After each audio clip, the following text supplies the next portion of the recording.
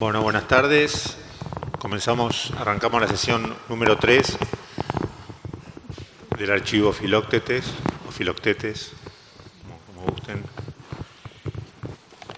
Y vamos a tener una mesa, archivos de artistas, dispositivos críticos y poéticos para testimoniar el pasado. Tenemos presente a Ana Longoni, escritora, investigadora del CONICET y profesora de la UBA. Dio clases en el PEI del MACBA, en Barcelona, y en distintas universidades. Trabaja sobre los cruces entre arte y política en Argentina y América Latina desde mediados del siglo XX hasta nuestros días. Autora de numerosas publicaciones, su último libro es Vanguardia y Revolución, de 2014. 2 obras teatrales de su autoría, La Chira y Árboles, se estrenaron en Buenos Aires en 2003 y 2006, respectivamente. Impulsa, desde su fundación en 2007, la Red Conceptualismo del Sur.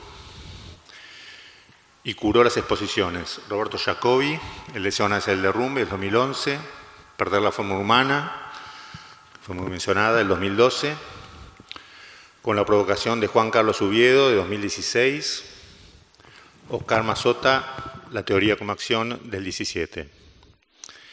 Entre 2018 y 2021 fue directora de actividades públicas del Museo Reina Sofía de Madrid. Y bueno, por suerte ahora la tenemos acá de nuevo de regreso. Después va a hablar Graciela Carnevale, artista y docente, vive en Rosario. En los 60 forma parte del grupo de arte de vanguardia de Rosario, participando en el ciclo de arte experimental y en Tucumán Arde. Posteriormente, a la disolución del grupo, abandona la producción plástica. En los 90 retoma la práctica artística. Ha construido un archivo focalizado en el grupo y en los años 60 y 70. Ha participado en exposiciones, proyectos y encuentros en diversos países. En 2003 organiza con Mauro Machado El Levante, plataforma independiente de investigación y producción de conocimiento crítico desde prácticas artísticas situadas. De esta plataforma participan proyectos colaborativos junto a otros colectivos en experiencias vinculadas al territorio. Ejercicios tendientes a repensar las prácticas artísticas como procesos comunitarios de interacción y transformación social. Es miembro también de la Red de Conceptualismo del Sur. Y por último, Fernanda Carvajal, que vive en Santiago de Chile y en Buenos Aires, dedica su trabajo a la escritura, la investigación y la docencia en los cruces entre arte y política y sexualidad en el Cono Sur. Realizó sus estudios de magíster y doctorado en la UBA y es investigadora postdoctoral del CONICET. Fue co-curadora de las exposiciones Perder la forma humana, una imagen sísmica de los años 80 en América Latina, el 2012, y La bondadosa crueldad, León Ferrari 100 años, del 2020, en el Museo Reina Sofía. Integra, entre otros proyectos colectivos, la Red Conceptualismo del Sur y el archivo Yeguas del Apocalipsis.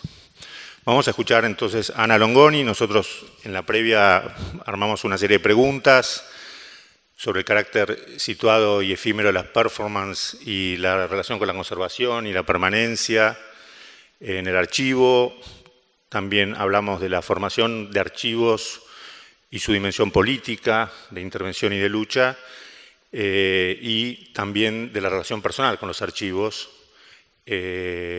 sobre las dificultades o potencialidades que produjo en sus trabajos particulares, sea con acontecimientos, ¿no?, como Tucumán Arde, colectivos como la Yegua del Apocalipsis, o en el trazado de genealogías de larga duración, como la noción del conceptualismo, del cual las tres de alguna manera participaron. Bueno, muchas gracias, Gonzalo. Y bueno, quería empezar agradeciendo mucho a Maricela, a Jesús y a Emilio por este precioso coloquio que estamos teniendo, estas conversaciones así que se van entramando como enredadera de una mesa a otra. Está siendo muy bonita la experiencia. Querría también, va a parecer que estoy metiendo un chivo, pero no, querría rectificar algo de mi propia biografía que le mandé yo hace unos días a Gonzalo, diciendo que mi último libro en realidad acaba de aparecer y todavía no lo toqué, todavía no lo vi, pero tiene mucho que ver con dos personas que están acá, entonces quiero mencionarlo. El libro se llama Tercer Oído y está editado por Nico Cuello y Santiago Villanueva en la edición Caracol, en Ediciones Caracol, y el prólogo es de Fernanda Carvajal, así que nada, el lunes lo voy a poder tocar y muy emocionada con esa también bienvenida que significa la aparición de ese libro. Y bueno, un poco a partir de las preguntas que nos lanzó hace unos días Gonzalo, pensamos, como las tres venimos hace muchísimos años trabajando juntas en la Red Conceptualismo del Sur en torno a archivos, pensamos en una serie de cajas chinas, ¿no?, para nuestras presentaciones, y yo voy a ser como la que da el marco, digamos, algo así.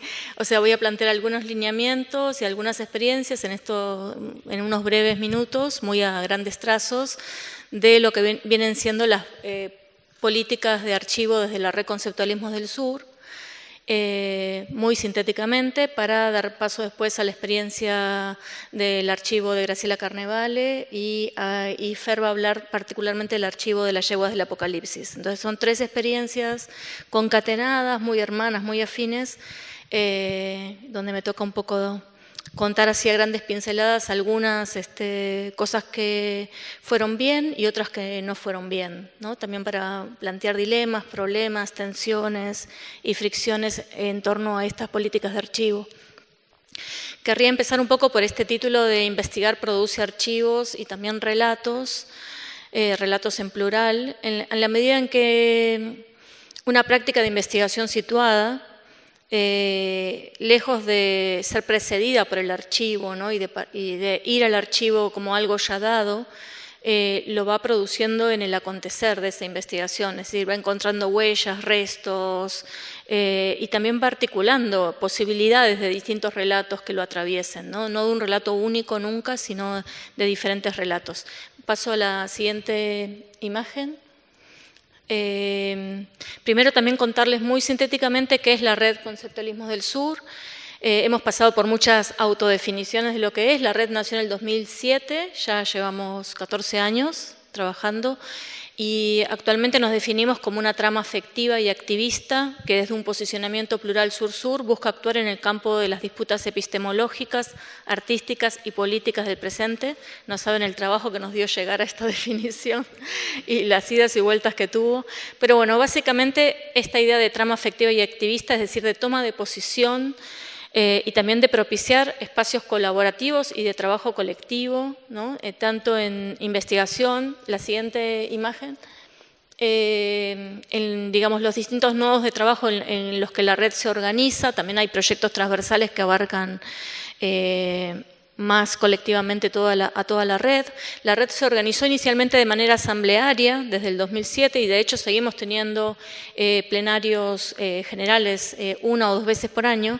Pero desde hace unos años la cantidad de miembros que tiene la red ha hecho imposible un funcionamiento continuo y permanente en todos sus ámbitos de tipo asambleario y entonces nos hemos organizado en nodos de trabajo, ¿no? Uno de esos nodos es el nodo archivos, otro es el de publicaciones, otro es el de investigación y otro es el de activaciones. Son obviamente nodos que trabajan superpuestos, solapados y en colaboración entre sí, pero también tienen concitan o reúnen una serie de proyectos específicos, ¿no?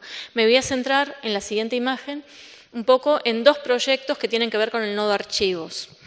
Elijo esos dos entre un conjunto bastante vasto de iniciativas de archivo que venimos impulsando desde el 2007, un poco pensando en contraponer procesos que en el caso del archivo de Clemente Padín, artista, arte correísta, animador de revistas de poesía visual uruguayo, que fue preso político durante la dictadura en Uruguay y que perdió su archivo en ese contexto y que hizo, apenas salió de la prisión, una convocatoria a esa vasta red de colaboración de Arte Correo para recuperar su archivo. Cuento esta historia porque tiene que ver con lo que voy a contar después en relación a otra experiencia de archivo, para que la guarden un ratito en la memoria.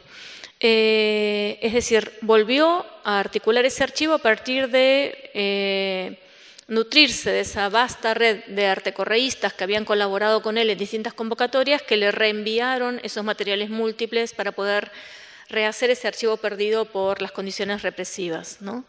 La siguiente imagen, bueno, algunas de las publicaciones que Padín viene editando desde los años 60, 70, revistas, fanzines, distintas convocatorias de arte correo, etc.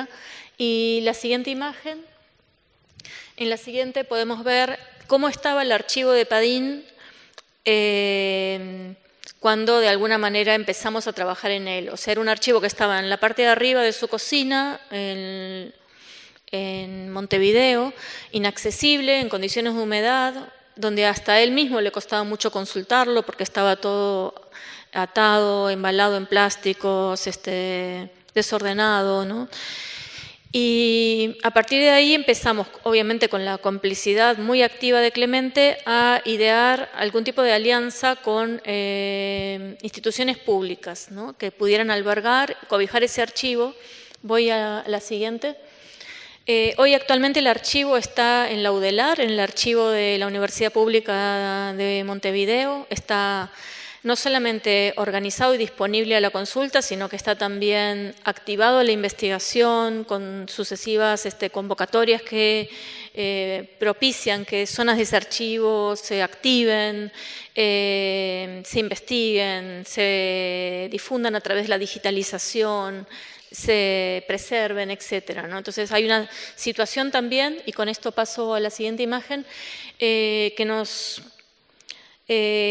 habla también de un cambio que Clemente tiene que ver con un ganar confianza, ¿no? Clemente pasó primero de una situación de comodato con la universidad, es decir, de un préstamo que podía ser temporal, a el año pasado firmar la cesión definitiva del archivo de la universidad pública, lo que ha sido también un enorme paso en la consolidación de un proyecto a más largo plazo, ¿no? A la institucionalización de este archivo. La siguiente imagen.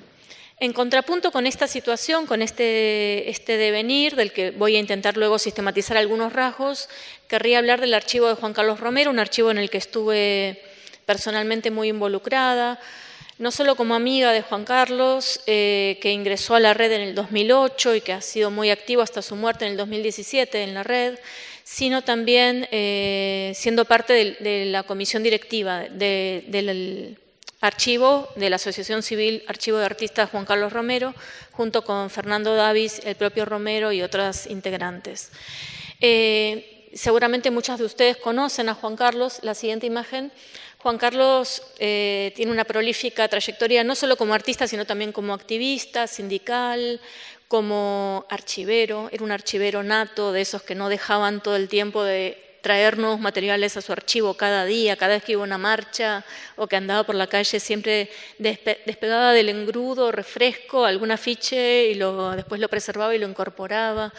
Tiene una colección impresionante, muy vasta, que ocupa 3 habitaciones enteras, que incluyen una enorme colección de gráfica política. Si quieren pasamos a la siguiente imagen.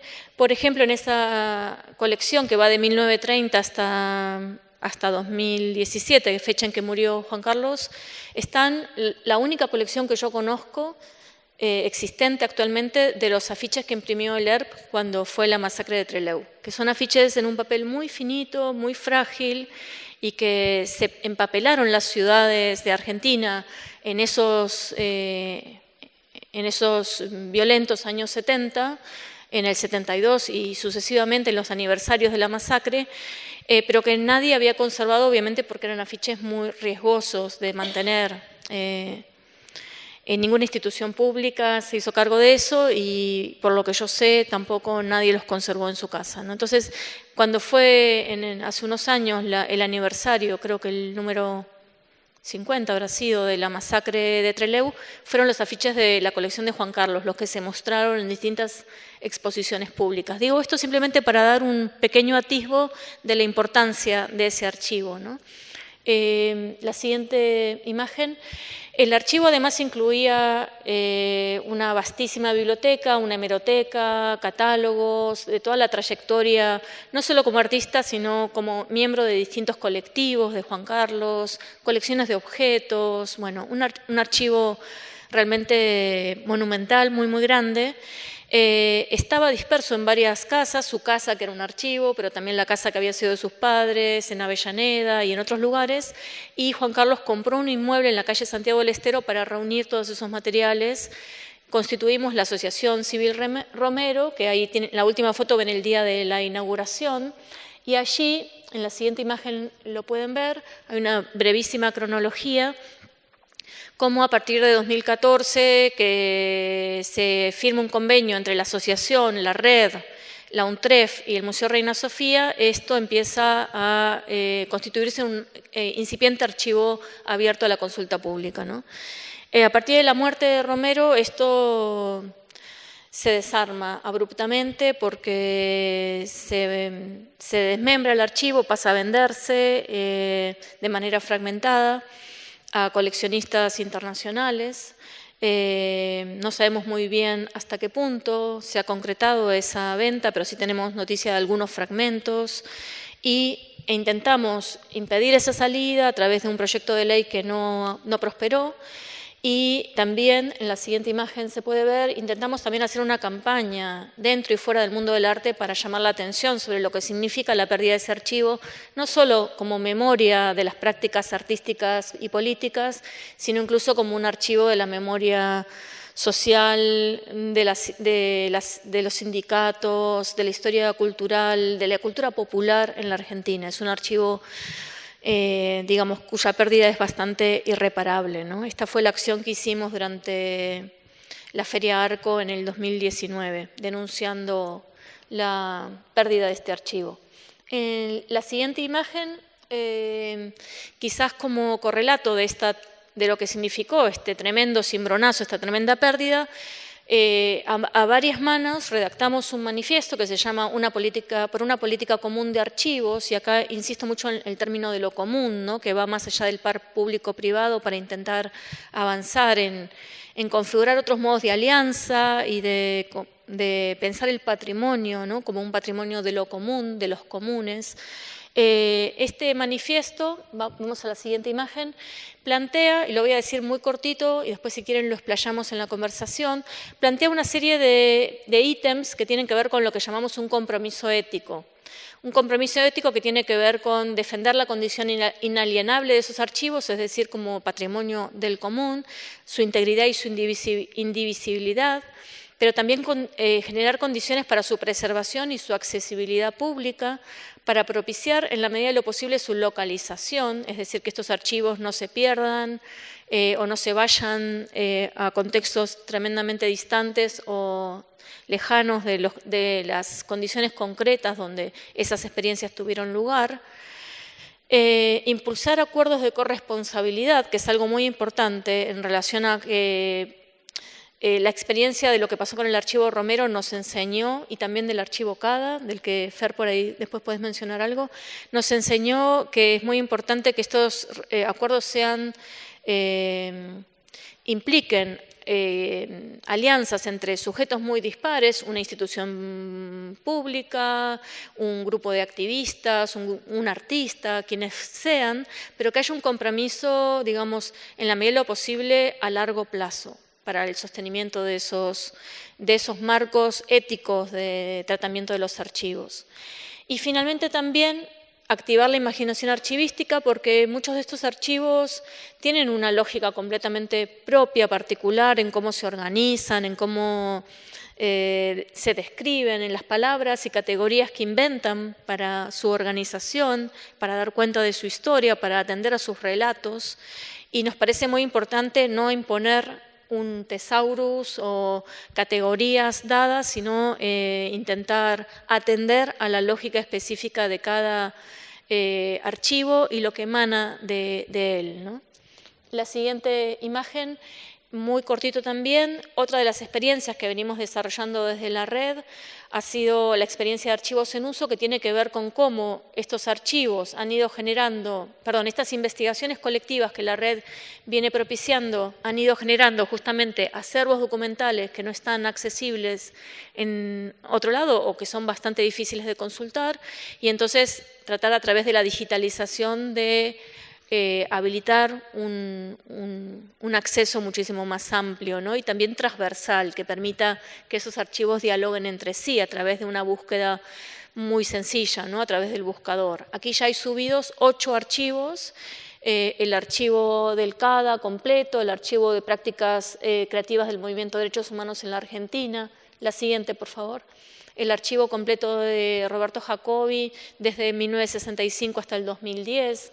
El archivo la siguiente, del Grupo CADA, Colectivo Acciones de Arte de Chile.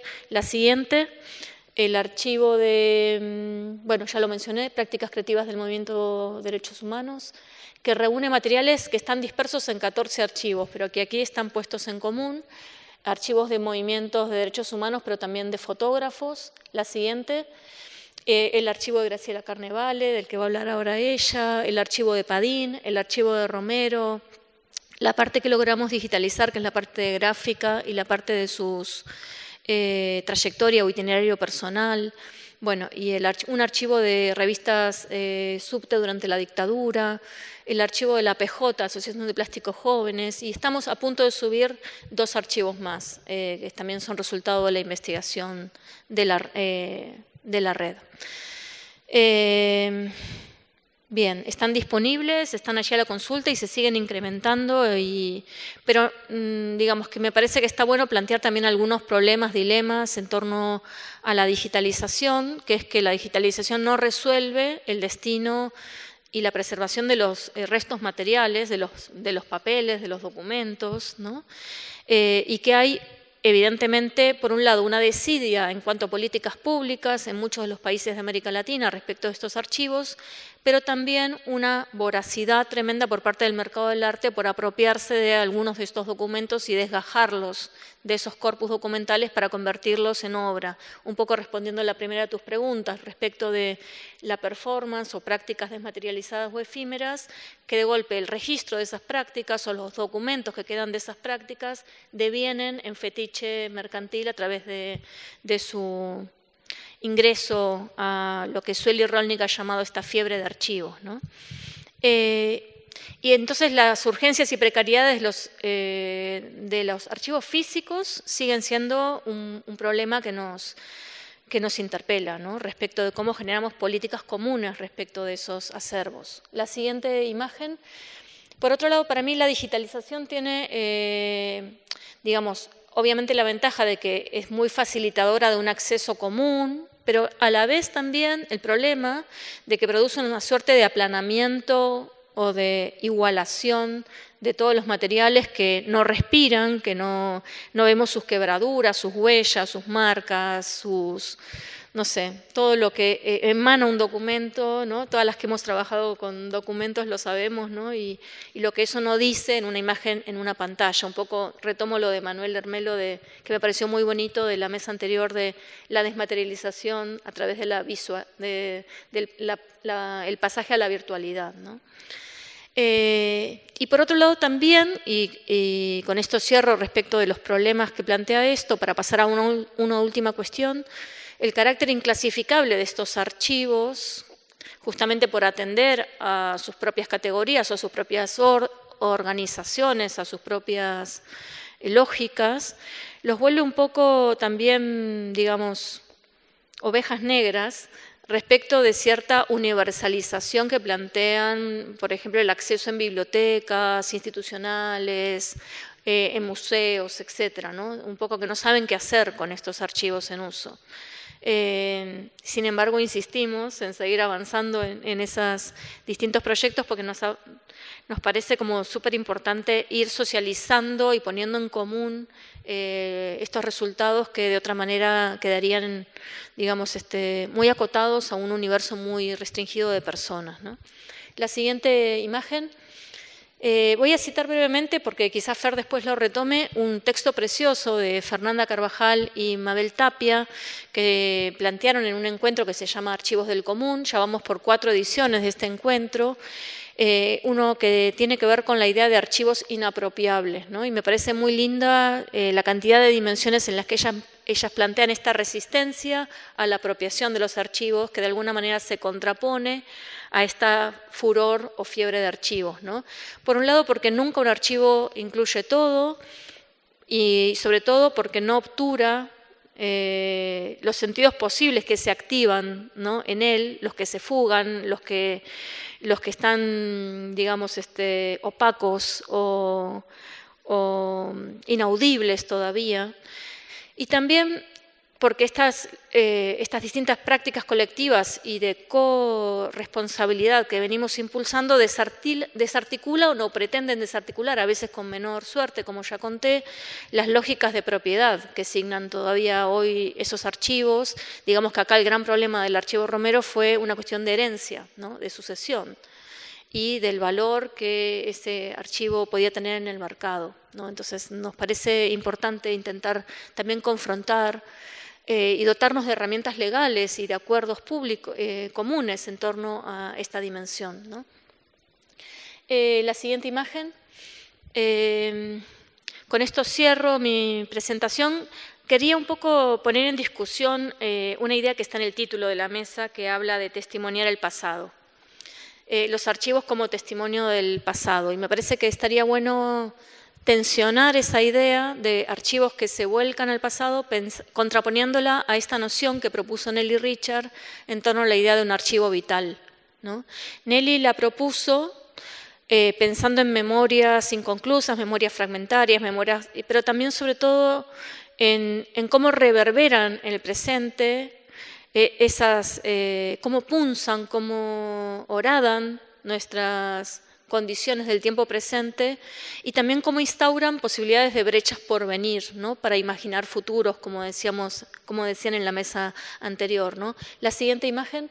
Nelly lo pensó justamente en un seminario en torno a imaginarios de la revuelta en Chile, y cómo la irrupción de la pandemia había de alguna manera desarticulado, obturado o borrado esa eclosión, como la había confrontado, y pugna en torno a la idea de archivo vital como esa posibilidad de, no solo de interpelar el presente, sino también de hacer que esos materiales reverberen desde un tiempo por venir, ¿no? Y en ese sentido, este dislocamiento del tiempo lineal, ¿no?, y pensar no en el pasado, no como una mirada hacia lo ya clausurado o lo históricamente cerrado, sino como algo que nos interpela desde el futuro, ¿no? Me parece dislocante, ¿no?, pensar en esa idea de un archivo que viene de lo que todavía nos toca vivir por delante.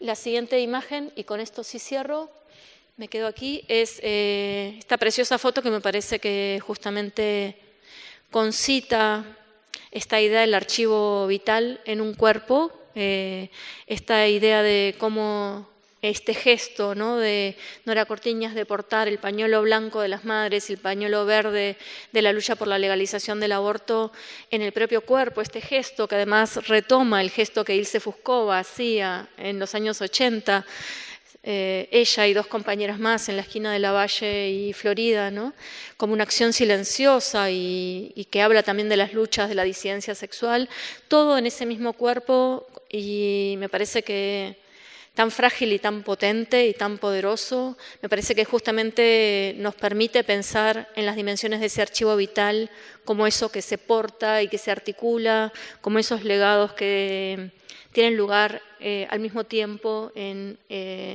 un acontecimiento como el de este gesto. Con esto cierro. Muchas gracias. Graciela. Bueno, buenas tardes a todos, a todas, a todes. Y gracias por venir. Y gracias a Maricel, a Jesús, Gonzalo también de estar aquí. Y sobre todo, bueno, de estar acompañados por Fernanda y Ana, con los cuales tenemos una relación desde hace mucho tiempo y también es como hablar de archivos y no puedo dejar de considerar que, bueno, el archivo de alguna manera en el cual yo estoy involucrada de alguna manera surge o creo que se concibe como archivo a partir de la visita de Ana cuando estaba haciendo su investigación para el libro de Tucumán Arde. Así que para mí es muy, muy emotivo y también haber escuchado las otras mesas donde hay un montón de conceptos, de vivencias que de alguna manera también nos interpelan y tienen que ver con las experiencias de vida que hemos tenido. Voy a tratar de ser también breve para que después podamos conversar y hay un montón de conceptos y de situaciones para charlar y para profundizar más. Pero quiero decir desde dónde hablo. Mi relación con el archivo tiene sus orígenes en una experiencia grupal, en el contexto de una dictadura militar, circunstancias que afectaron y produjeron modificaciones en nuestras percepciones del arte y de la vida. Me refiero a un archivo que fui construyendo a lo largo de los años sobre un periodo donde los debates eran intensos, donde guardé un conjunto de documentos que dan cuenta de los interrogantes y preocupaciones de un grupo de artistas y sus intentos de intervenir en un presente desde una producción que desbordaba los cánones establecidos en ese momento. Este archivo guarda fotografías, artículos, panfletos, libros, revistas, dibujos, notas, correspondencias, afiches que narran y documentan las diversas actividades en las que el grupo estuvo involucrado. Guardé sin saber bien por qué ni para qué.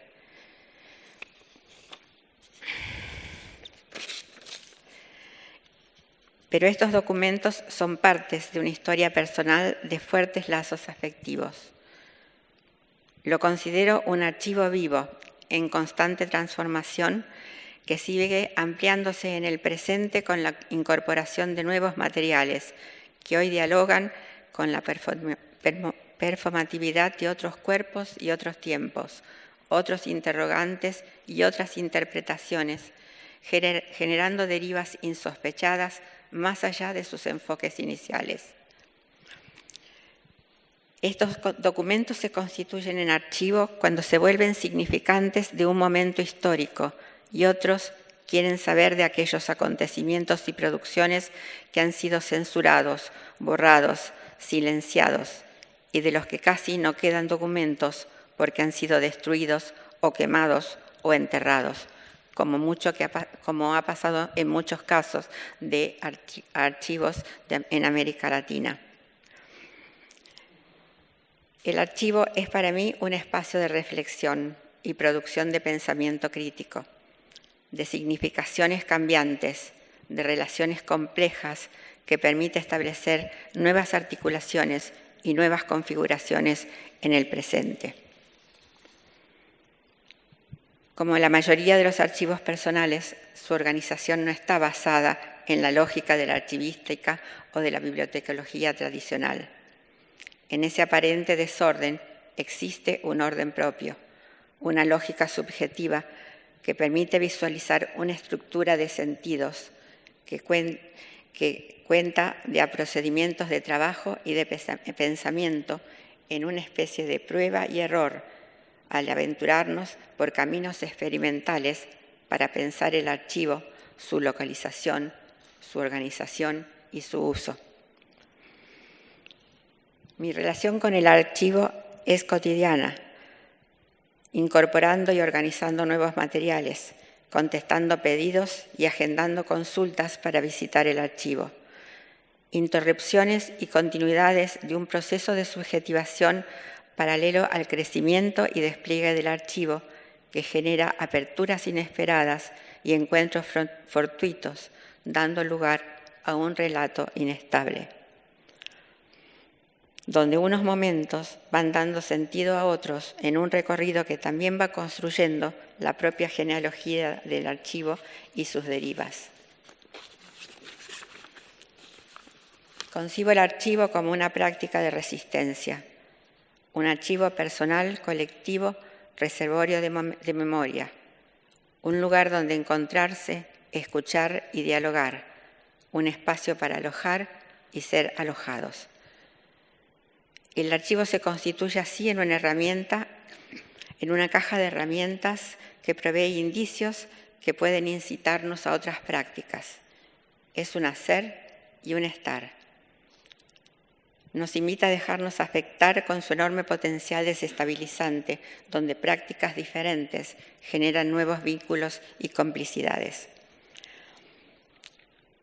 El archivo nos posibilita reescribir otras historias, construir memoria y nos enfrenta con la vulnerabilidad y contingencia de los documentos.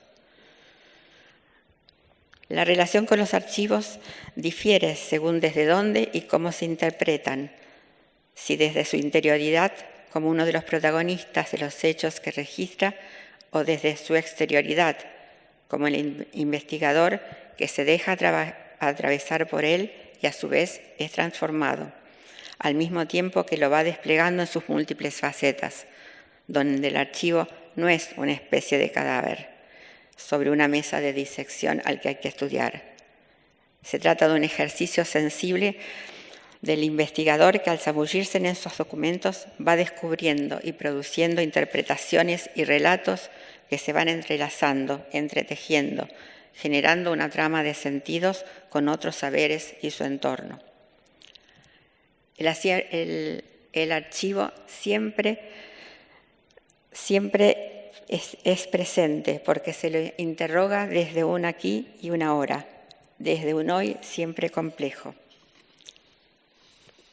El archivo también nos interroga sobre la práctica de archivar como dispositivo de uso de bienes que consideramos comunes. Como decía Ana también, estamos en un momento que los archivos son como presas muy codiciadas desde los centros y del mercado internacional, que bajo el pretexto de preservación de los archivos lo que hacen es expoliar a los países no centrales bajo un formato nuevo y más sutil de extractivismo cultural.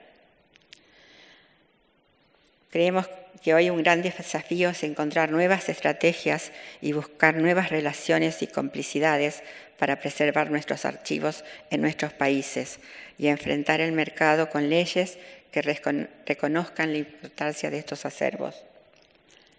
Pero no se trata solamente de preservar, sino de inventar y poner en prácticas nuevas políticas de preservación y reactivación de archivos.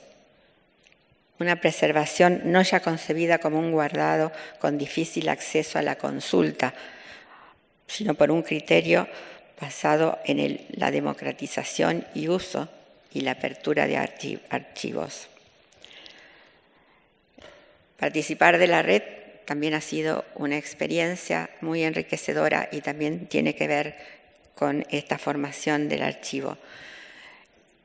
De alguna manera, el archivo existe antes de la formación de la red, pero es junto a la red que también fuimos, y esta es mi visión por lo menos, y fuimos modificando incluso nuestros conceptos de archivo. Y hoy, lo que ha leído Ana, esta idea de poder pensar en la posibilidad de archivos inapropiables, nos abre otro camino y otra relación con los archivos. Pensar la preservación a través de la diseminación y uso y a concebir y pensar en la posibilidad de la inapropiabilidad de los archivos como un bien común. Estas derivas que tienen que ver también con mis propias modificaciones y transformaciones a lo largo de todo este tiempo, me ha llevado también a otro tipo de prácticas, a concebir lo político en otras instancias y coincido con lo que decíamos o se decía más temprano en relación a los feminismos y a los movimientos socioambientales. Y en la última, justamente en el último encuentro del Archivos del Común, presentamos desde Rosario a un banco de semillas, producto de un programa de huertas urbanas que justamente surge a partir del 2001 como una forma de inclusión y de posibilidades de grupos de gente totalmente marginados que pudieran producir su propio alimento. Y este banco de semillas lo propusimos también como un ejemplo de archivo, la posibilidad de pensar, y que tiene mucho que ver con estos conceptos que estamos planteando desde el archivo y de la posibilidad de preservación a través del uso y de la diseminación. Y aquí está hecho esto puesto en práctica. Un archivo vivo que se preserva a través del intercambio, el uso y la circulación de las semillas, sostenido a través de una red de padrinos y madrinas de semillas. La semilla pensada como reservorio de memoria y saberes ancestrales, patrimonio común de la humanidad.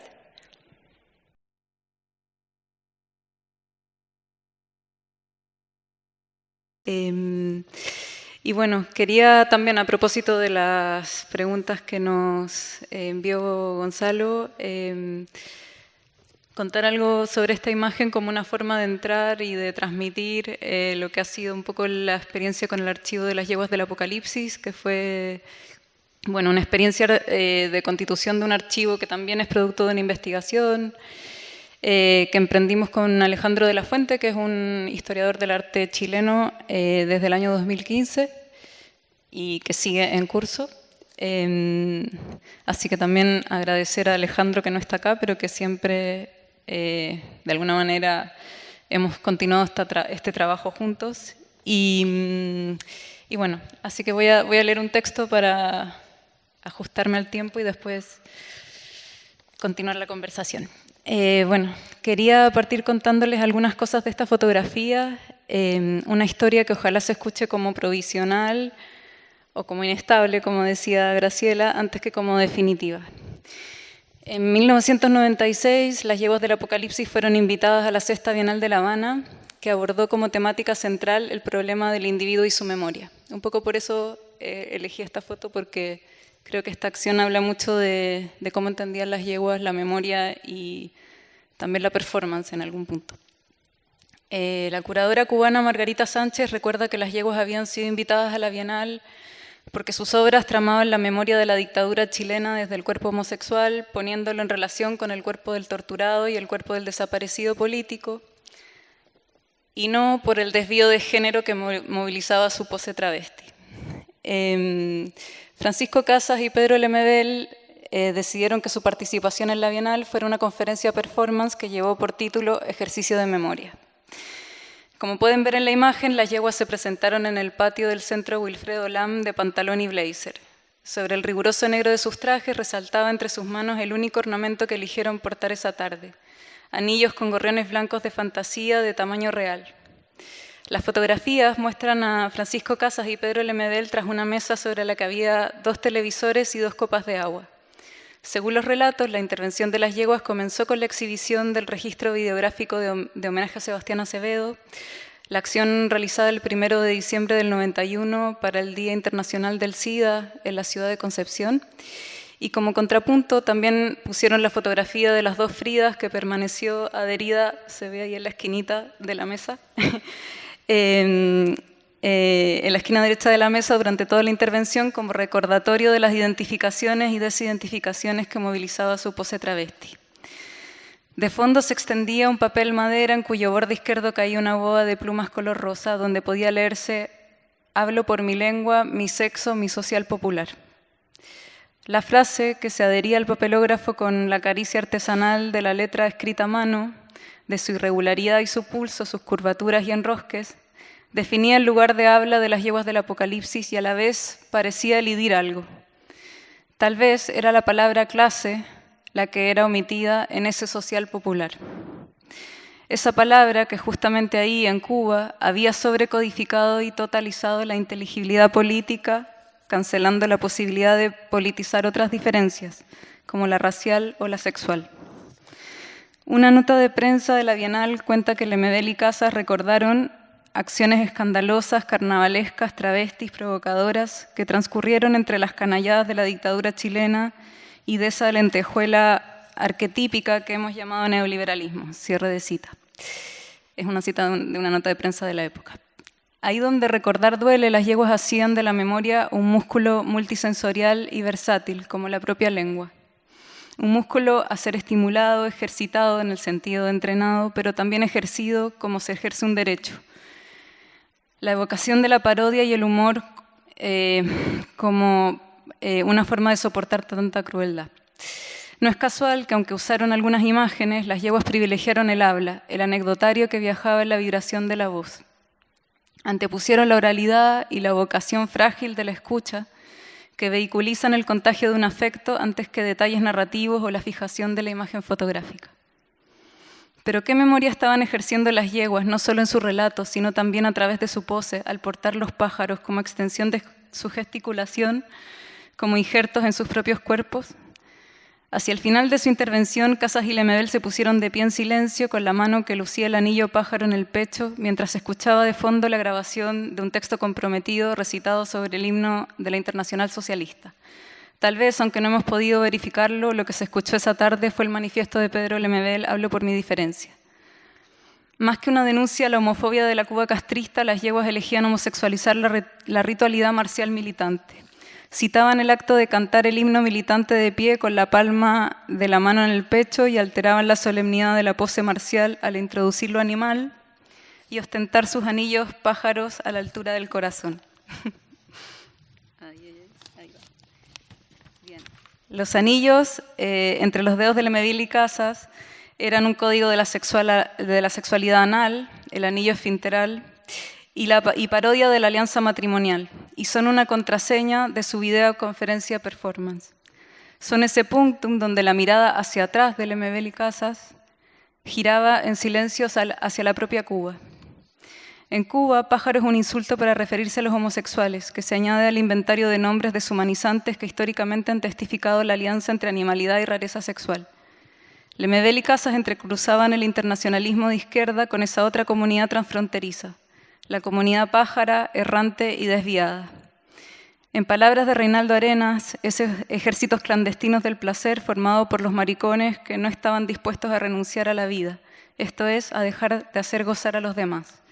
Tal vez Casas y Lemebel, que eran escritores, que también son escritores y eran escritores, invocaban también la comunidad de los pájaros de la playa de Sarduy y al sanatorio como un espacio de confinamiento de jóvenes viejos, de cuerpos deteriorados, acechados por el virus del SIDA y a la vez erotizados. Los anillos pájaros entre los dedos de Lemebel y Casas anunciaban una segunda intervención en La Habana que ha quedado como el eco de la presentación oficial en la Bienal. Un vestigio algo enigmático del que no hay imágenes, solo relatos fragmentarios y discordantes. La visita de las yeguas al controversial sanatorio de Villa Los Cocos, creado por el gobierno cubano en el año 86 para confinar a las personas diagnosticadas con VIH-Sida. Una política extrema justificada en la necesidad de controlar la enfermedad y el posible colapso del sistema sanitario que imponía el encierro, el aislamiento y la segregación, haciendo retornar distintas ramificaciones de la historia homofóbica de la revolución. Fue en esa visita fuera de programa que Lemebel y Casas trocaron la sobriedad solemne y monocroma del traje masculino para travestirse. Para las yeguas del Apocalipsis, la pose travesti era un refugio ambulante, transitorio. Estaba anudada a la travesía, a la itinerancia, a la deriva. Fue durante el viaje en micro que los llevó al Sidario que Lemebel y Casas fueron cambiándose de ropa y pintándose, batallando contra el calor que corría el maquillaje, dejando que su cuerpo adquiriera otros gestos y movimientos entre el roce de vestidos de encaje. Vestidos que podían resguardar y a la vez dejar azarosamente expuesto su secreto, la ausencia de ropa interior. Pedro Lemebel recuerda: entonces en un momento le dije a Pancho, no tengo mis calzones, chica, y me puse el vestido sin calzones, un vestido largo de encaje negro bien bonito. Parecíamos la Dolores del Río y la María Félix de visita en el Sidario. El relato de Lemebel, contado al pasar entre el humor y lo casual, construye la desobediencia íntima de la diva o de la yegua suelta que entra al Sidario provocativamente expuesta, sin protección. Tal vez un conjuro íntimo para revertir la deserotización a la que parecían condenados los cuerpos acechados por el mal. Aunque por cuestiones de tiempo no me voy a extender aquí en ello, sí quiero decir que en diferentes entrevistas y relatos, Casas y Lemebel divergen en el recuerdo de su paso por el Sidario. Lo que forma parte de su modo de habitar el dos, la dualidad como un antagonismo erótico. Pero lo que quisiera retener aquí es que las yeguas trazaron una zona de contacto, ahí donde la violencia segregativa de las barreras profilácticas, que adquirían sus contornos más duros en el encierro forzoso del Sidario, imponía separación y aislamiento. Lemebel y Casas hicieron una presentación en el anfiteatro del sanatorio en condiciones de audibilidad muy diferentes a las del centro Wilfredo Lam. Recorrieron el lugar, conversaron con los internos, comieron con ellos. Lemebel recuerda: el chofer de la guagua, de la micro, no quiso comer porque le dio asco. El SIDA, pues niña, el sidario. Al final de la visita, cuando el médico jefe se les acercó, Francisco Casas, al despedirse, le dijo: bueno, doctor, aunque la jaula sea de oro, no deja de ser prisión.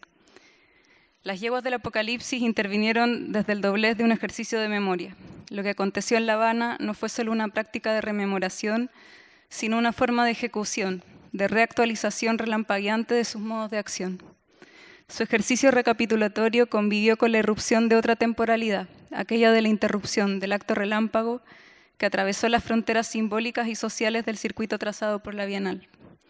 Aunque el encuadre que se les quería dar a las yeguas era el de la memoria de la dictadura chilena, Lemebel y Casas horadaron los límites de la comunidad nacional, apelando a los camuflajes de una comunidad animal perversa y errante que desbordó las tranquilizadoras coordenadas espaciales y temporales en las que se quería contener su potencia de desvío. Bien, no sé si seguir con el archivo mismo, pero quería al menos contar esta acción, porque creo que ahí, bueno, aparecen varias de las características del archivo mismo. No sé si tengo un tiempito más para... Sí, dale. Bueno. Las yeguas tenían una resistencia a las economías simbólicas y materiales de previsión y de acopio. Cuando con Alejandro de la Fuente comenzamos a trabajar en la constitución del archivo, la documentación que existía sobre las yeguas se encontraba dispersa. Casas y Lemebel solo tenían algunas fotos, negativos y documentos de época que no llegaban a contarse con los dedos de las manos. Los demás documentos que hoy se reúnen en el archivo estaban desperdigados entre los acervos fotográficos, de fotógrafos, artistas e intelectuales cercanos a las yeguas. Por supuesto, las yeguas se aseguraron de dejar huellas fidedignas de las que consideraban sus acciones más importantes, aunque desde condiciones de producción mucho más precarias que las de otros artistas en esa misma época en Chile, que contaron, por ejemplo, con la colaboración de publicistas de la época. En muchas ocasiones, las yeguas convocaron a la prensa independiente como un modo de dejar registro. Otras veces las intervenciones fueron documentadas por casualidad, porque en el lugar había alguien con una cámara. Pero también hay un número importante que simplemente no se documentó. Por otra parte, las yeguas cambiaban los nombres y títulos de las acciones que a veces tienen más de un nombre. Algunas no las hemos podido fechar porque no se ligan a ninguna efeméride, no fueron registradas por la prensa y nadie puede recordar con exactitud cuándo se realizaron. Este desapego de las yeguas respecto a la datación, la nominación y el registro, operaciones que están en el corazón de la organización archivística, hacía retornar la impresión de que estábamos forzando algo, o de la traición que trabajaba en la confección de este archivo. Esa incomodidad fue una clave para impulsarnos a buscar una política de recopilación y resguardo que fuera hospitalaria y pudiera acoger la opacidad, también como decía Graciela. Pero también nos hablaba del modo en que Casas y Lemebel entendían la performance. Como dijo Juan Pablo Sutherland cuando lo entrevistamos, hoy el registro es una condición de posibilidad de la performance, se hace para la foto. En el caso de las yeguas, la foto era una posibilidad, pero no una condición. Conocí a Pancho Casas cuando fui a su casa a hacerle una entrevista, pero nunca llegué a prender el grabador. Me pidió que lo acompañara a hacer compras por el barrio y dijo que me iba a contar su biografía, pues la historia de su vida era lo primero que yo tenía que saber para entender a las yeguas. Me habló de muchas cosas, me contó de sus viajes y proyectos como documentalista en los años 90, pero no dijo nada sobre las yeguas del Apocalipsis. Le dije que quería volver para hacerle una entrevista y registrar nuestra conversación, a lo que él me contestó. ¿Pero para qué, si ahora estamos hablando? Tuvimos algunos encuentros más, pero la entrevista nunca sucedió. Hay algo en su respuesta que creo haber entendido solo después, que tenía que ver con esquivar la fijación del registro, quizá porque lo sentía como el pinchazo que atraviesa un bicho en un insectario. Pero también me estaba proponiendo otro modo de entrar en contacto con las yeguas, otro modo de escuchar. Lo que me estaba diciendo es que comprender a las yeguas no tenía que ver solo con escuchar un relato, sino que aproximarse a las yeguas tenía que ver con escuchar o percibir un modo. Y ese modo pasaba por el gasto y por lo tanto también por la pérdida, por lo incompleto. Y decir pérdidas, también aquí decir extravío y algo así como una pasión de ambas yeguas por desviarse del sentido que direcciona la pregunta de quien los escruta o interroga por algo. Fue mucho más difícil que Pedro Lemebel me recibiera en su casa. Ya en ese primer encuentro me dijo que detestaba las entrevistas, pero que igual lo había pasado bien contándome cosas. Después de ese primer encuentro estuve varios meses yendo una vez a la semana a su casa a visitarlo, pero no hubo más entrevistas. Al principio llevaba el grabador, pero hablábamos de cualquier otra cosa. Al poco tiempo desistí. Entendí que se trataba de dar tiempo para entrar en su mundo. Lo cierto es que muy pronto Pedro perdió la voz, o más bien, su voz se volvió un susurro áspero, pero que aún tenía el poder de tocar con suavidad. Luego, a los días de enterarnos que habíamos obtenido fondos para hacer el archivo, Pedro partió. Es como si en su resistencia al registro documental, a dar entrevistas, las yeguas hubieran resguardado su espíritu esquivo, inoculando las formas impuras de la memoria oral, que preservan en la repetición y en la deformación del rumor y del mito urbano. El archivo de las yeguas reúne distintos tipos de registros documentales y entrevistas a más de 40 personas. En él convive la exactitud de los documentos con la polifonía de los relatos, donde se superponen testimonio y rumor. El testimonio adquiere su validez en la visión y en el relato en primera persona. El rumor se infiltra parasitariamente en el habla testimonial con el no estuve, pero me lo contaron con lujo de detalles, en la vivencia indirecta de lo que no se vio, pero se escuchó. Situado en el dominio ansioso de lo probable, ni totalmente verdadero ni totalmente falso, el rumor nos da una idea de lo que una historia verdadera tal vez nunca podría mostrar. De modo que en el archivo de las yeguas hay muchas acciones no documentadas fotográficamente, que no es lo mismo que decir que son acciones sin imagen. Hay imágenes orales, podríamos decir, como las de la acción del Sidario en La Habana, que se incuban en los recuerdos y relatos como un virus, haciendo tira o haciendo pedazos la imagen unitaria y fija de una acción. Como ha señalado la escritora nigeriana Chimamanda Adichie, y también como dijo Ana al principio, la relación entre historia y poder no solo se produce al contar la historia del otro, sino al hacer que esa historia sea definitiva. Creo que la tarea de una práctica archivística que desafíe las formas occidentales, coloniales y heterocentradas de la historia y de la memoria implica hacer convivir diferentes registros documentales y asumir esos materiales opacos, impuros e imprecisos, atravesados por afectos e intensidades, materiales fugitivos que no cumplen con las lógicas de asepsia y verificación y que nos obligan a descompletar las narrativas de tal modo que impidan poner punto final a una historia definitiva. Un archivo permeable a materiales impuros, atentos a sus agujeros, a su incompletud y al duelo que eso implica, puede evitar el peligro de una sola historia. La experiencia de constituir el archivo de las yeguas estuvo atravesada por el duelo en varios sentidos. Para quienes no las presenciamos, volver sobre las huellas de sus acciones, precarias y parcialmente registradas, era desde el vamos entrar en relación con el duelo. Porque hay un trabajo de duelo en aceptar lo irrecuperable de esos gestos, en renunciar a la fidelidad de su reconstrucción, a la sanción de su verdad. Implica, en cambio, aprender a trazar un vínculo ético con lo ausente y descubrir el deseo que se desencadena en esa opacidad. Es reclamar el derecho a la opacidad, como dice Glissant, como reclamamos nuestro derecho a ser deseados y a las narrativas que se movilizan en esos territorios menos dóciles.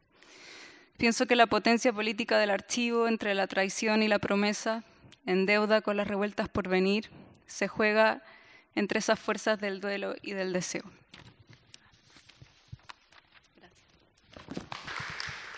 Bueno, muchas gracias.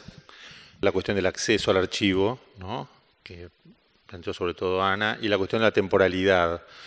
En la cuestión del acceso, me gustó mucho esta idea de lo común, que viene a salir de la cuestión público-privado, ¿no?, y que quizás trae una idea más de usufructo, ¿no?, es decir, en el sentido de que es el uso de una propiedad ajena para un goce propio, ¿no? Es decir, la idea de usufructo podría ser como una manera de pensar este acceso a los archivos y cómo se juega ahí cuestiones políticas, ¿no?, de obviamente democratización, de acceso general, ¿no?, de posibilidad de acceder a todos esos archivos, y quizás el caso ahí de Romero que contaste es bastante fuerte, ¿no?, bastante poderoso, ¿no?, que habla en realidad de una suerte de inactividad de un montón de actores que pueden haber intervenido. Y en la cuestión esta de no solo del acceso, sino de cómo se construye el archivo, mencionaste salió en el manifiesto que escribieron, ¿no?, esta idea de manifiesto, ¿no?, de imaginación archivística, ¿no?, que me resulta, en principio hablaste de la clasificación, que en cuanto a imaginación se puede ver de una manera bastante ambigua, ¿no?, porque también traza caminos quizás un poco que pueden ser a veces rígidos o clasificaciones previas para el investigador, ¿no? Entonces, ¿cómo pensar esta cuestión de la imaginación archivística? Me parece un tema central, ¿no? Esto en cuanto a la cuestión del acceso. La temporalidad,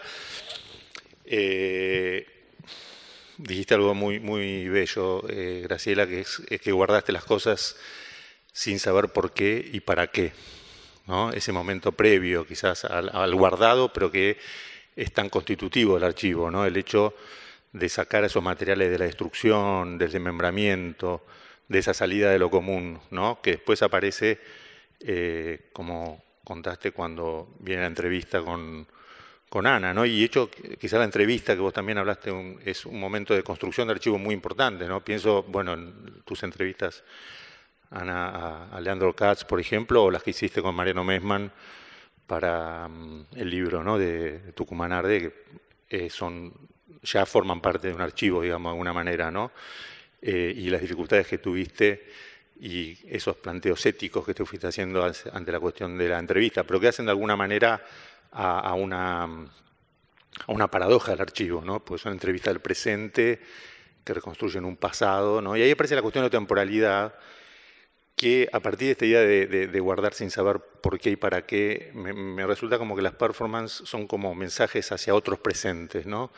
Quiero decir con esto que a veces tenemos una idea muy histórica del tiempo, ¿no?, 1960, 1980, 2000, pero hay una temporalidad que rompe esas continuidades o esa historicidad del tiempo, ¿no? El tiempo tiene otras dimensiones, obviamente, y permite otras perspectivas, ¿no? Vos mencionaste, Ana, a lo de Ilse Foucault, que sin duda en los últimos años con la lectura feminista del archivo adquiere una dimensión totalmente diferente, ¿no? Y ahí me gustaría hablar de ese tipo de lecturas que han modificado el archivo en los últimos tiempos, ¿no? La lectura queer que vos hiciste, que me resultó muy interesante, que por momentos, vos narrabas todo en pasado, pero había momentos en que parecía que estabas en la escena, ¿no? Como en la escena del micro, era como si estuvieras ahí viendo un poco lo que estaba pasando, ¿no? No sé cuánto había ahí de invención y cuánto de documentación, ¿no? Que es un tema interesante, hasta qué punto uno suma al archivo también materiales, ¿no? Entonces, nada, un poco ir por ese lado o por el que ustedes quieran, pero quizá empezar con esto de la imaginación archivística, que me parece que es un tema bastante poderoso, ¿no?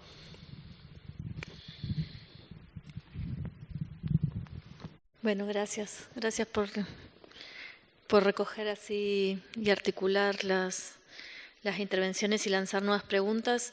Lo que me había quedado sin decir tiene un poco que ver con lo que preguntás respecto de la imaginación archivística, porque les dije que guardaran en la memoria lo de Padín y después me olvidé de la segunda parte, así que retomo por ahí, por ese olvido, que es que, bueno, realmente muy apenados y arrasados por lo que había pasado con el archivo Romero, hicimos un ejercicio de imaginación archivística, imaginando, bueno, qué podemos hacer frente a esto, cuando, bueno, había fracasado la posibilidad de esta ley que impidiese la salida y no sabemos el destino y nos llegaban noticias muy malas. Y es una ley que existe en muchos lugares, ¿no? No, era un proyecto de ley concreto para impedir que saliera del país ese archivo. Sí, claro, a patrimonio, claro, sí. Sí, esas las diferencias de legislación en los diferentes países también son un tema, ¿no? Y lo que nos apareció como posibilidad, como potencia, tiene que ver con un archivo Romero Porvenir, tomando un poco el gesto de Padín. Es decir, ese gesto de Padín que salió de la cárcel después de varios años de ser preso político y se encontró sin su archivo y convocó a esa solidaridad de sus amigues, de esa red de contactos de gente que por ahí no conocía personalmente, que le devolvieron parte de su archivo, no todo, pero parte.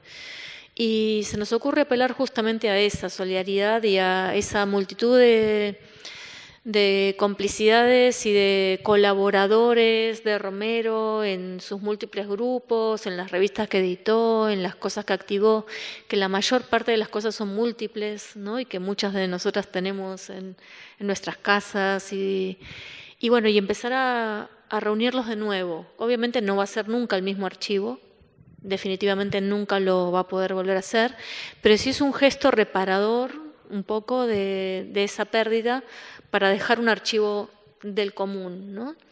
Y ahí quería tomar un poco esa palabra de usufructo, porque me parece que el usufructo no tiene tanto que ver con el uso de algo que no es mío, sino con construir, por eso usamos la palabra corresponsabilidad, ¿no? Acuerdos de cuidado que nos implican responsablemente porque también es nuestro, porque es de todas, ¿no? Y eso me parece clave, ¿no? Ese desplazamiento a una responsabilidad respecto de lo que pase con esos materiales más allá del uso concreto, puntual, que pueda hacer de ello, ¿no? Y respecto del tema de las entrevistas y... ¿La red constituye un archivo propio o todo? No, la red está convocando y lo vamos a lanzar el año que viene con ya varias complicidades de amigos, incluso de los hijos de Romero, etcétera, a un archivo Romero Porvenir. Así se va a llamar, y va a ser una convocatoria a reunir materiales que cada una conserve o tenga o quiera brindar o fotocopiar o escanear de esos fragmentos de archivo para volver a constituir un archivo común. Sí, esa es un poco la idea, la propuesta. Un archivo físico, pero también un archivo digital, ¿no? Que pueda ponerse en común. Esa es un poco la propuesta y creo que lo vamos a lanzar a principio del año que viene. Y respecto al tema de las entrevistas, bueno, quería por un lado mencionar algo que quizás no quedó del todo claro en el relato de Graciela de lo que significó resguardar ese archivo, que es el nivel de riesgo personal que tuvo que correr para guardar ese archivo, porque si nadie más guardó esos materiales, que también eran múltiples, es porque esos materiales, igual que los afiches de leer, quemaban, ¿no? Eran súper riesgosos. Entonces también hay que decir que ella lo escondió en la casa familiar, entre papeles personales, y logró resguardar esa memoria colectiva a partir de pasar un riesgo personal, ¿no? Y esto me parece también importante, muy importante mencionarlo. Y lo otro respecto del tema de las voces, de las entrevistas, que efectivamente en el precioso texto que nos acaba de compartir Fernanda queda muy claro, es que muchas veces esos ejercicios de memoria oral que concitamos a partir de las conversaciones que establecemos con esos artistas o activistas o protagonistas de las acciones que investigamos, van en total colisión o contradicción con lo que los documentos dicen o no dicen, ¿no? Entonces es también súper interesante ese ejercicio de dejar entrar esa colisión, esa contradicción, esa polifonía, esa fricción, e incluso evidenciarla, ¿no? O sea, entre si tenían o no puesto el calzón, y ahí me parece que irrumpe esto que notaste vos, que es muy bonito, que es la posibilidad de hacer ficciones de archivo también, ¿no? O sea, como que el archivo tiene un componente también de esa imaginación que tiene que ver con la capacidad que tengamos de reponer hipótesis respecto de lo que pasó, no pasó, pudo pasar o podría haber pasado, ¿no? Eso. Quería agregar algo a partir de lo que dice Ana del archivo y del haber guardado estos documentos, que también en un momento yo tuve que destruir, o me sentí en la obligación de destruir documentos. Y aquí es como se arma la contradicción entre tener que destruir para preservar, pero no en este caso preservar documentos, sino preservar personas. Porque también sentí la responsabilidad de tener todos esos materiales que en un momento podían significar riesgos para los otros compañeros. Y también eso fue algo que hice en soledad y llegué a la conclusión de, bueno, qué o cómo o qué podía destruir y qué no, o qué tenía que destruir. Y en ese sentido lo que tomé como decisión fue que iba a destruir aquellos documentos que yo incluso notas que yo había tomado, incluso que estaban con los nombres en las reuniones, y pensando que bueno, que aquello que había sido hecho en el ámbito privado, eso era lo que iba a destruir. Lo otro no, porque cada uno de alguna manera había asumido, ya al presentarlo públicamente, había asumido esa responsabilidad. Entonces eso fue uno de los criterios que utilicé como para qué documentos guardar y qué no. Una nota al pie nada más, que me acordé de la primera entrevista que le hice a León Ferrari, que fue la primera entrevista de la investigación que hicimos con Mariano en el 91, y él inmediatamente nos dio un montón de documentos, ¿no? Nos acompañó a la fotocopiadora y fotocopiamos un montón de documentos. Y me llamó por teléfono al día siguiente, apenas nos conocíamos en ese momento, y me dijo, tráeme las fotocopias de nuevo.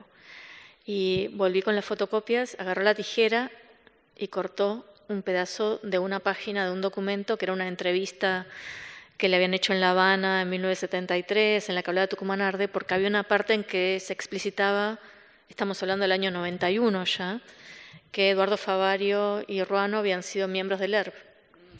Y entonces él en el 91 activó esa misma conciencia respecto del riesgo y cortó, me acuerdo del pedacito de página, y me devolvió la fotocopia sin ese pedazo, ¿no? Como digo, muy en sintonía con lo que estás contando.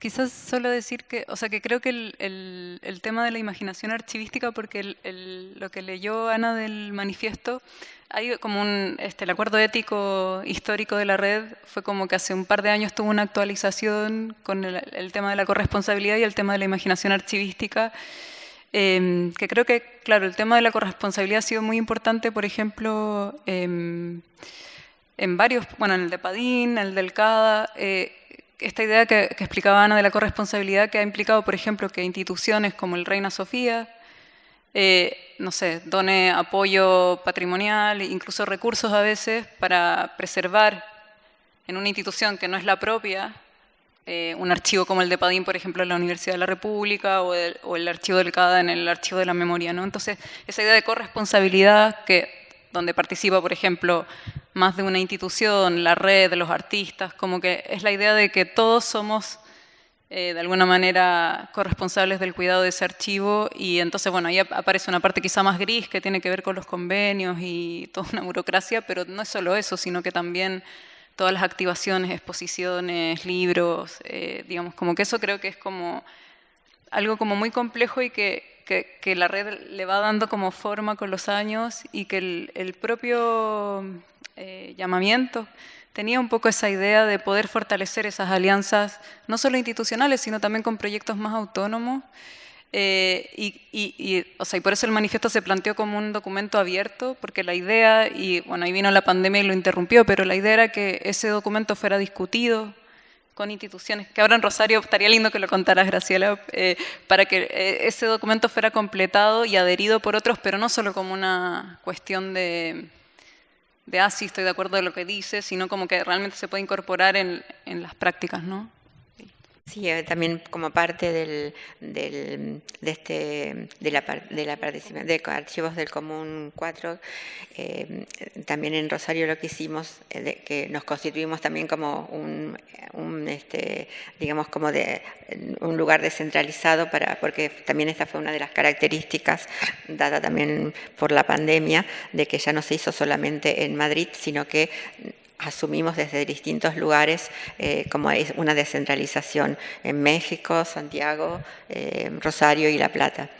Y dentro de él aprovechamos esta situación de que se estaba haciendo el Archivos del Común 4 para hacer una convocatoria a los archivos, pero a archivos muy diversos, muchos de ellos como pertenecían, que tienen que ver con el Estado, son archivos públicos, hacer un llamamiento para discutir justamente, o una convocatoria para discutir el llamamiento. Y fue realmente una experiencia muy linda, donde hubo realmente como muchos aportes de los propios, no me acuerdo ya, pero eran como 15 archivos que estaban presentes y donde se plantearon las dificultades y también como la necesidad de seguir generando encuentros de ese tipo para encontrar así colectivamente cómo hacer o generar políticas en función justamente de plantear formas de activación, de democratización de uso de esos archivos, ¿no? Porque también creo que el problema o el tema principal no se trata solamente de esa preservación, sino cómo hacer para que esos archivos, cómo reactivar esos archivos para que no queden guardados en un sótano, en una institución, que eso es lo que ha pasado muchas veces con este tipo de archivos, ¿no? Hay una cuestión con los archivos que históricamente el surgimiento del archivo tiene que ver con el poder, ¿no? Con el guardado de una cierta zona inaccesible, vinculada muchas veces al Estado, con una emanación patriarcal muy fuerte, colonial, ¿no? Basta pensar en el archivo de Indias en Sevilla. Y eso es una marca, digamos, que ha marcado la constitución de archivos durante muchísimo tiempo. De hecho, hay un texto muy intenso de Gramsci donde habla de los grupos subalternos que tienen una historia disgregada y episódica, dice, ¿no? Como una dificultad de construir archivos, entre otras cosas, ¿no? Y en los últimos, o sea, eso ha habido un cambio muy profundo y uno de los cambios ha sido, que ya lo mencioné anteriormente, la lectura feminista del archivo, ¿no? La entrada de una mirada feminista al archivo, o una mirada queer. Me gustaría saber la experiencia de ustedes en la propia trayectoria, digamos, ¿no? Cómo ha marcado la lectura que han hecho del archivo, mismo la constitución del archivo, de ideas para formarlo, la pertenencia al feminismo o la mirada feminista. Sí, o sea, yo creo que ha sido fundamental igual, por ejemplo, el hecho de, o sea, creo que incluso la forma que la red tiene de pensar que el cuidado de los archivos es algo, o sea, ya la palabra cuidado en vez de conservación, la idea de lo común me parece que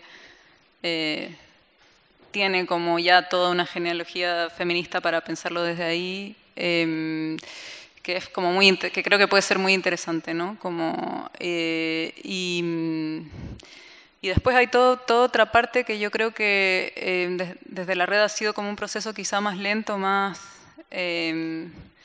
como de, no sé, como incluso todavía en proceso, pero que tiene que ver también con toda la puesta en cuestión de esto que dijo Ana, de los tesauros, de las formas de clasificación, que viene como de todo un linaje de la archivística, que también tiene que ver eso con jerarquizar, con clasificar, con formas de, que tienen que ver muy con esa imagen del archivo más ligada al poder y a universalizar y a hacer un montón de cosas que creo que la red a lo largo de su historia ha ido como ensayando otras formas de cómo organizar. Me acuerdo siempre de Paulina Varas, que hablaba de, ¿cómo le decía? La categorización poética. No me acuerdo cómo era, pero siempre han salido como diferentes... sí, y que siempre tenemos problemas a la hora de bueno, hablar con las instituciones porque no calzan con los tesauros o con los programas de clasificación. Bueno, es como ahí siempre una resistencia, pero creo que ahí hay como algo muy micro, donde también se puede ver un ejercicio feminista y más queer de trabajo con los archivos. Si bien no sé si ha sido siempre tan explícitamente así en la red, me parece que uno puede rastrear como esas otras prácticas que van como en contra de esa línea más ¿no? universalista de tratar los archivos, ¿no? Sí, también por ahí recordar que la red nació de alguna manera en el 2007 en gran medida frente a un llamado de atención, una alarma que tenía que ver, por un lado, con cómo se estaban instalando relatos deshistorizados, despolitizados o estetizantes respecto de las prácticas que cruzan arte y política de los años 60 en adelante, pero también a este síntoma evidente del furor de archivo que se viene dando desde comienzos de este milenio, ¿no? Cómo empezaban a aparecer estos restos materiales devenidos en fetiche mercantil, ¿no? Y que fue justamente esa alarma la que nos hizo empezar a inventar estos experimentos de archivo, estas distintas alianzas, pero me parece que este gesto que la red viene sosteniendo desde hace más de una década, hoy es un gesto tremendamente expandido, digamos que también en estos encuentros que venimos haciendo desde hace ya 8 años de Archivos del Común, ya vamos por el 4º encuentro, dan cuenta de que a nivel internacional están surgiendo archivos activistas que dan cuenta no solo de prácticas históricas, sino también de prácticas del presente, ¿no? Por ejemplo, una de las mesas del último encuentro de Archivos del Común tuvo que ver con archivos y pandemia, ¿no? Es decir, pensar en tiempo presente qué tipo de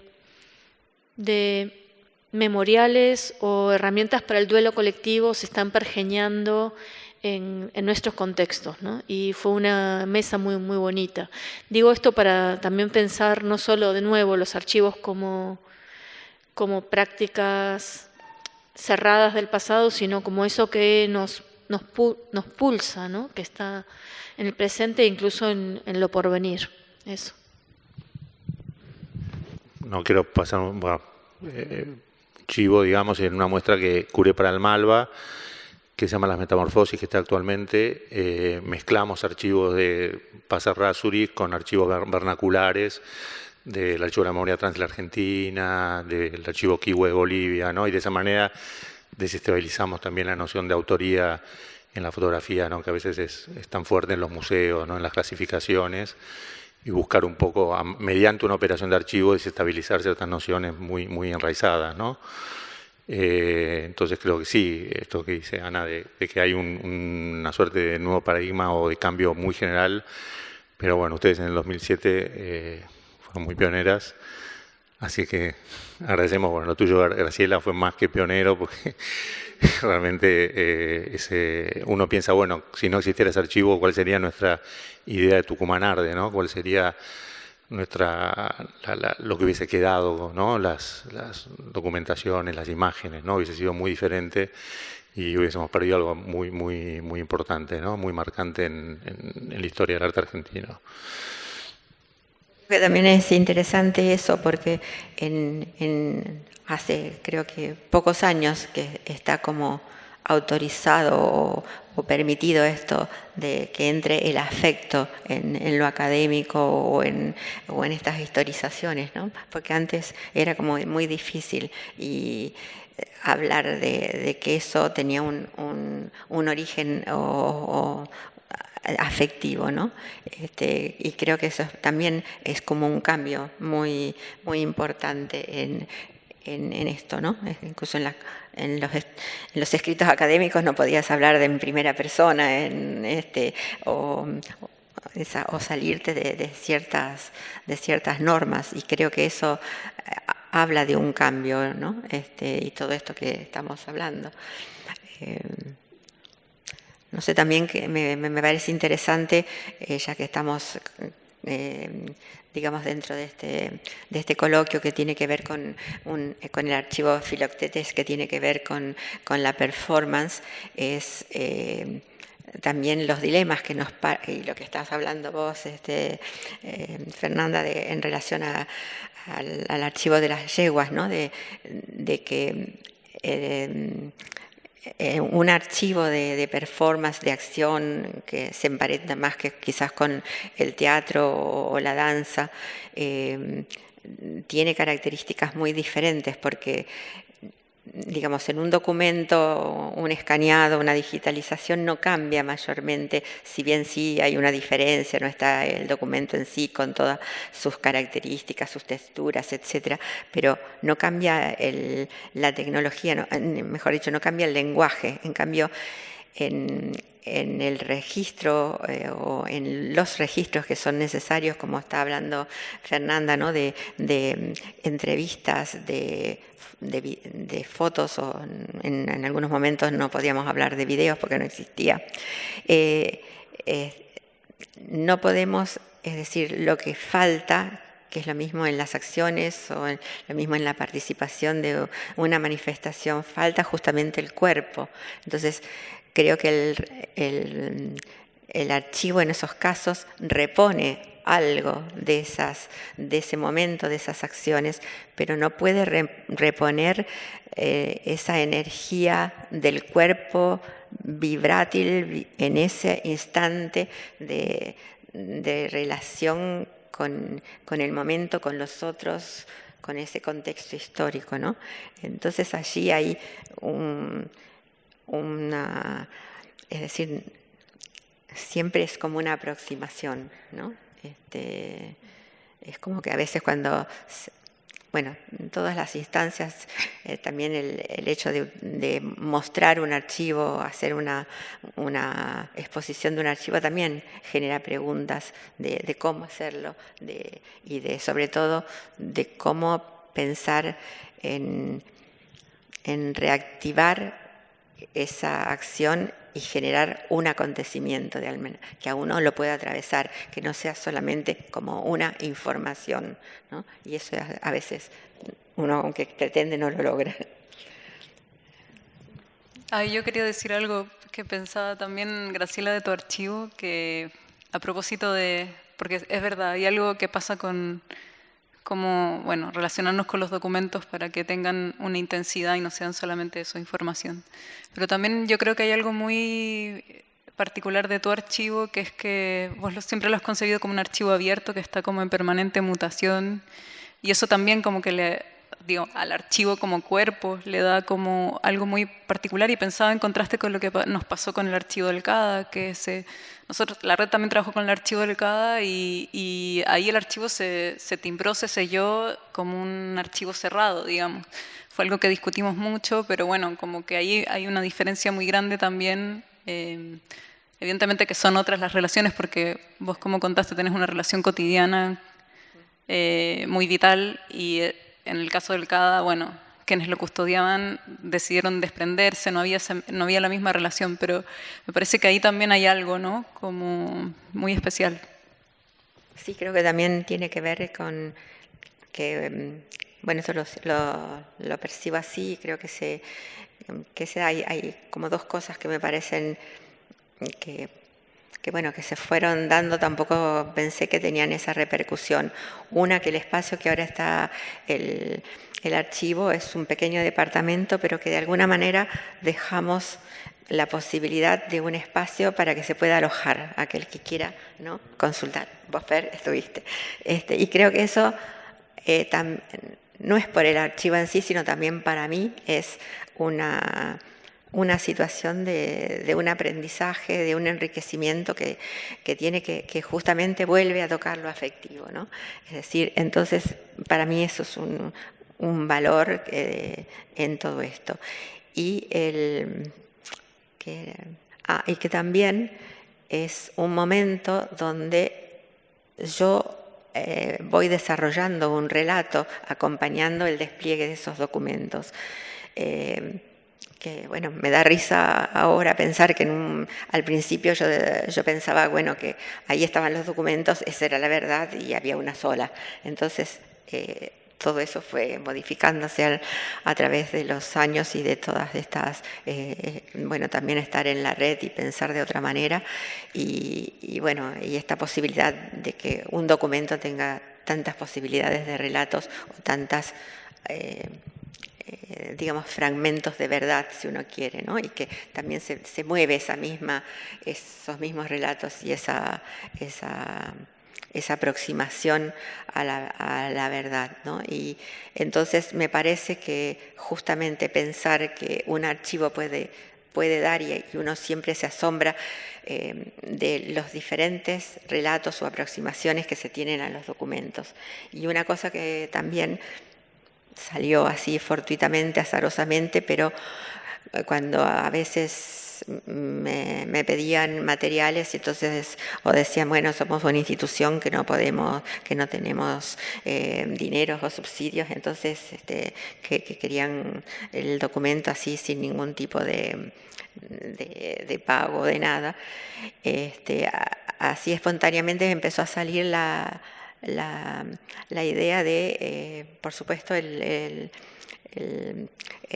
toda la documentación se da sin ningún tipo de retribución, pero sí una contraprestación, que sería que si hay una publicación o un estudio que se hace, es decir, que me lo manden, y eso forma parte del archivo. Entonces hay como una retroalimentación y aparecen entonces un montón de visiones diferentes y de aproximaciones que uno nunca se hubiera, o de relaciones que uno nunca se hubiera imaginado, ¿no? Bueno, agradecemos a Ana, a Graciela, a Fernanda. Seguimos con el coloquio. Muchas gracias a Maricel por la organización, y viene entonces una entrevista a Emilio García Huevi que va a ser Graciela Esperanza, así que con eso cierra el coloquio, ¿no? Bueno, muchas gracias.